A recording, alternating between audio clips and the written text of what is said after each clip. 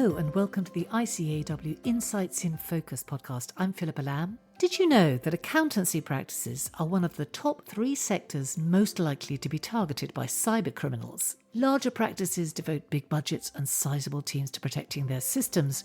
But what about smaller firms? How can they protect themselves and limit the fallout if they do come under attack? It's not hard to see why accountants are particularly vulnerable. Databases full of sensitive client information are a huge temptation to criminals, and they know all about the yearly rhythm of an accountant's work too. Attacks are most common during busy seasons such as financial year-end, when mistakes are most likely to be made. The cost of a breach, well, that can be huge, both financially and emotionally. And defending a business takes vigilance from everyone working for and with the business. But how do you make that a reality? To discuss that, we're joined by a professional who knows just how it feels to experience a breach, Jessica Pillow, Director of Pillow May Accountancy, and also by Richard Jackson, Partnerships Manager at Privacy and Security Experts, Moore ClearComm. Jessica, Richard, thanks for joining us.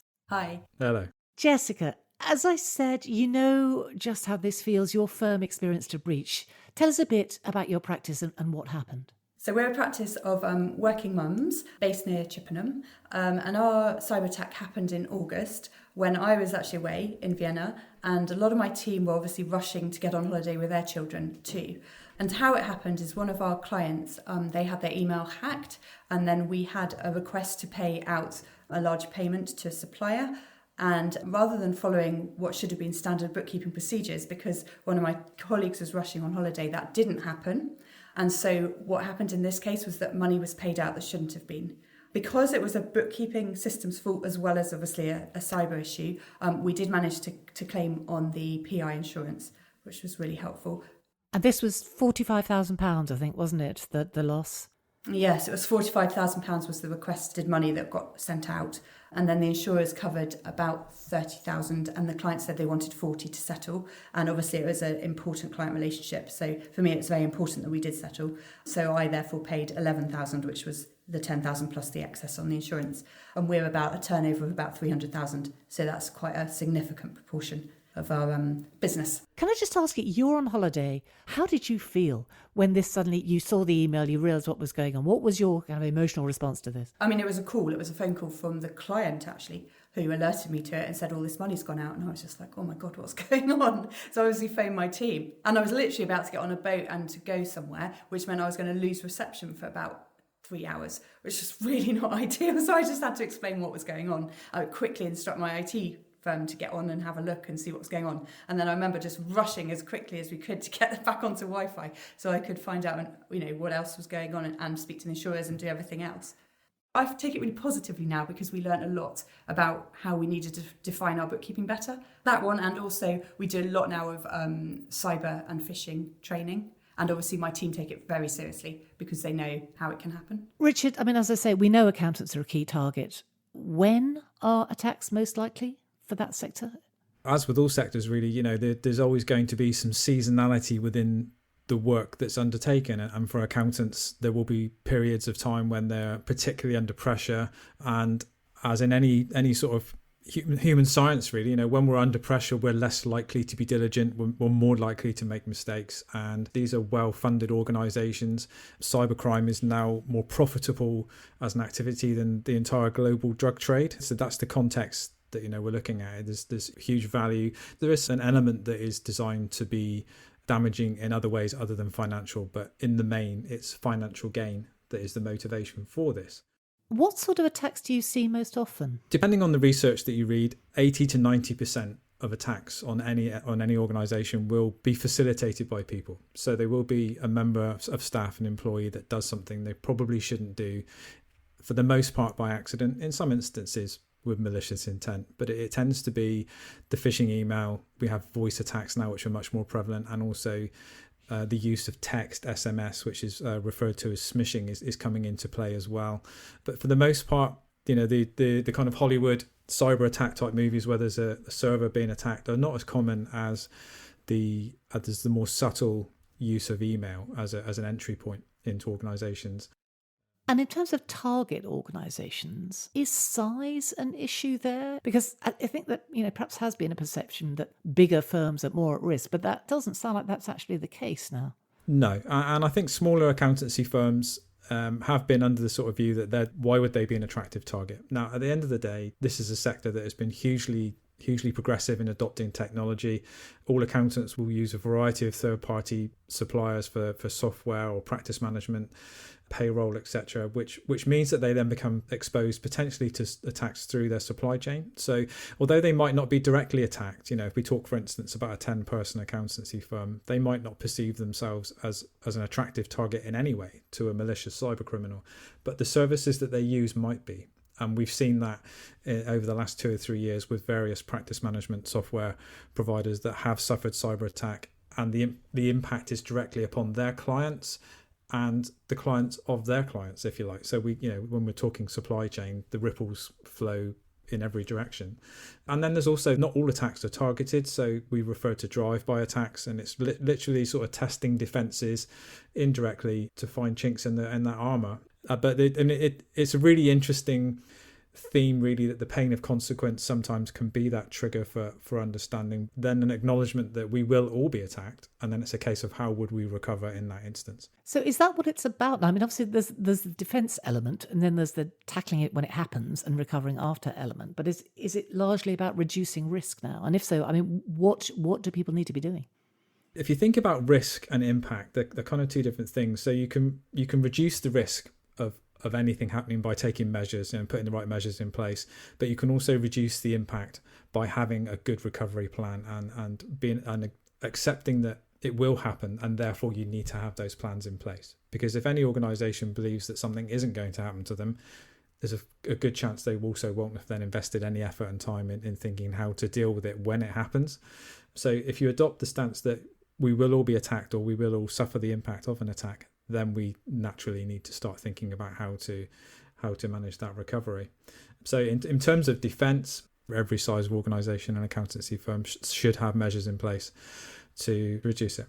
Can I just say, it's not too expensive either. I mean, because we've got a lot of these IT, we're outsourcing it all because we're a small firm, but actually it's not that ridiculously expensive. I think it might be £100 a month if it's even as much as that. It's not silly money at all. So, and I speak to lots of accountants who have no IT support, and to me that's just ridiculous. I think it's fair to say that a lot of, and we're not talking about just accountants, but organisations that don't have contracted formal IT support, and it can be a relative or a friend who looks after their IT for them. I see that quite regularly. That's quite common. And as Jessica says, the actual investment is far less than the impact of something going wrong. And we've talked about systems, and I think, the sort of thing you've been discussing. But obviously, this is a people question, isn't it? Because as Jessica experienced, the breach came about because someone clicked on something they shouldn't have clicked on, or did something they shouldn't have done. So in terms of the kind of human science end of this and the cultural issue, what are your thoughts about that, Richard? A subject I have a huge passion for because it does relate to human science. And if we start to understand people and how we form trust and how we trust implicitly from a young age, and the sorts of factors that come into play to help us form a decision about whether we should trust something, we get a much better understanding of how social engineering works, and which is essentially what phishing is. And that's when we look at, for instance, everyone's received the HMRC fake emails or from the Royal Mail.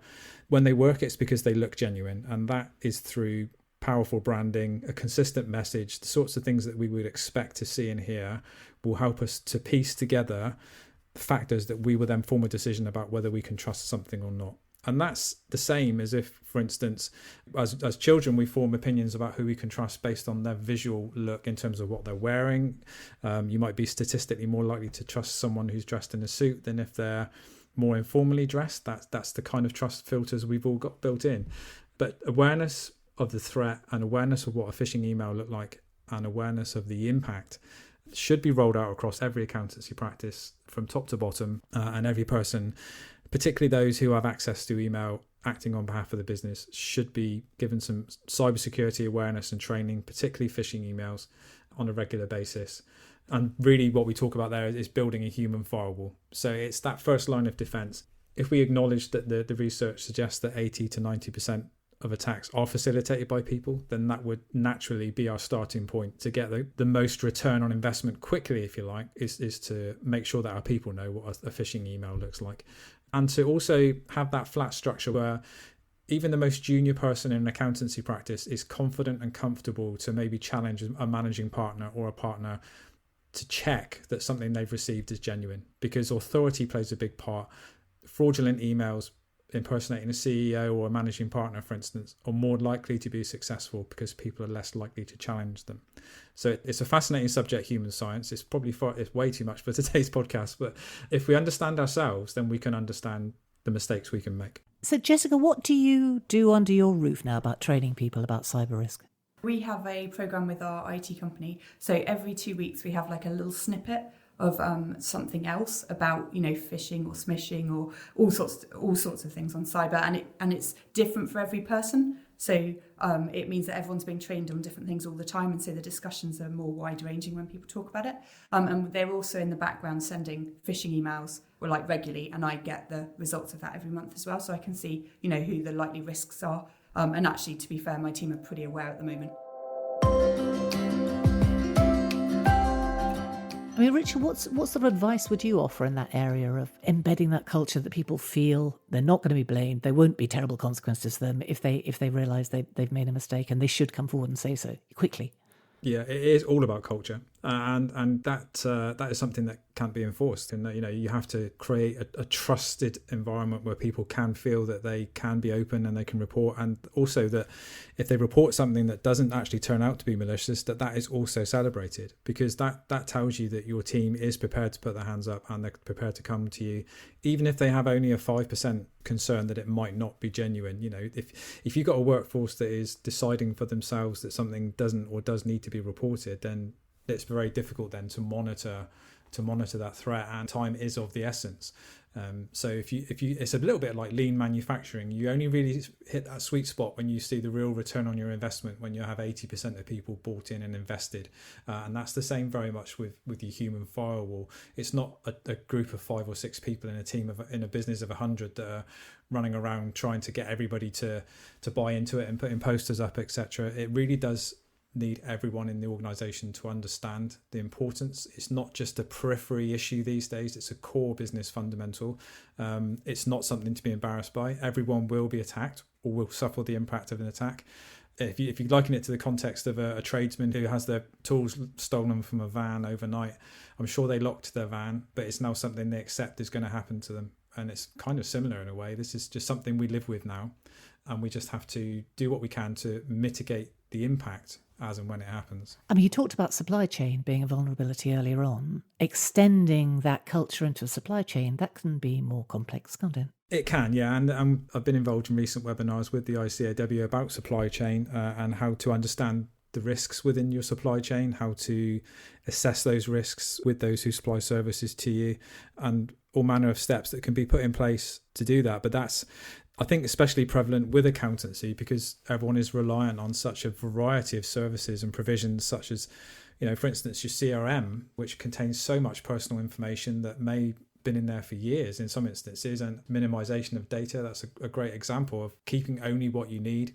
But your supply chain, we've had issues this year, I think earlier in the year, when one of the well-known practice management software providers did suffer a malicious cyber attack. Even now, kind of September, October, their clients are still receiving phishing emails, I think, on the back of that. So the important thing there to be aware of is the UK GDPR requirements in respect of whether you're a data controller or a data processor, because just because you're using third parties to perform activities on your behalf does not mean that removes your responsibility. So that's very important. If you're an accountancy firm using 5 or 6 different software platforms for different elements of your business, that they all potentially pose a risk. Something could happen, and it could then ripple through to you and your clients and cause you financial or reputational damage, which is very difficult to reverse once these things go wrong. I mean, cyber criminals, they're the definition of agile, aren't they? And tricky economic times, it's a perfect moment. Always looking for new opportunities, new methodologies. What are you seeing lately that's new, Richard? What's in your eye line right now? It is ever changing. I think if we look at, for instance, at the last couple of years, just as a kind of more of a prolonged period, we've seen, I think, a 300% increase in attacks on CPA firms, on accountancy firms. That was reported by Accountancy today. We know that accountancy is now a top 3 target sector. There's definitely a correlation between the increase in malicious attacks and COVID, people working from home or working to a hybrid model. And I know that that many firms will now have processes in place to mitigate and reduce the risks of that. As we go into Christmas seasonality, we will most likely see a peak in attacks towards that sort of third week in December. And for accountants in January is definitely a high risk period when everyone will be incredibly busy, rushing to deadlines. You only have to look at LinkedIn and see the accountants on there telling everybody how busy they are and how much they've got to do, which will inevitably, because we're talking about human beings, reduce their diligence in respect of what might hit their inboxes. And organised cyber criminals know this, and they will ramp those attacks up. Well, I'm going to wrap this up by asking for your best piece of advice, Richard. Invest in your people, definitely. Build that human firewall. As an organisation, we provide the right kinds of technical support and guidance as well. But I think in terms of an immediate focus, make sure that your people know what a phishing email looks like and try and develop that open, transparent culture. Jessica. I think for me, it's probably about really, if you do get, an issue, even if it's a minor issue, just trying to learn from it and then trying to put in a sort of system or process or something to mitigate it. Jessica, thanks very much for sharing your personal experience. And Richard, thank you for your insights on what accountants can do to protect themselves. That is it for this episode. The next Insights podcast will be out in early November. We'll be looking at developments in the energy sector with ICAEW Head of Business Simon Gray. The next In Focus podcast will air later that month. Thanks for listening.